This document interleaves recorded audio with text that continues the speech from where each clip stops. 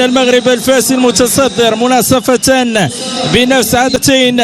حوار البطولة حوار معانقة بين فريقين يطمحان لفريق النهضة البركانية ب 47 نقطة. حوار اليوم مواجهات كبيرة في تاريخ المغرب الفاسي.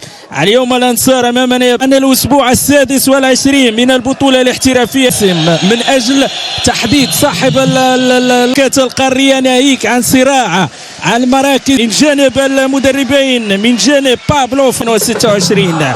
اكيد ننتظر مباراه طاقم التحكيم الابداع بدا منذ البدايه، ويوسف ماري ياسين بحيري الهيثم اولى المحاولات عاد ستحمل الجديد مع بهذه الطريقه الابعاد.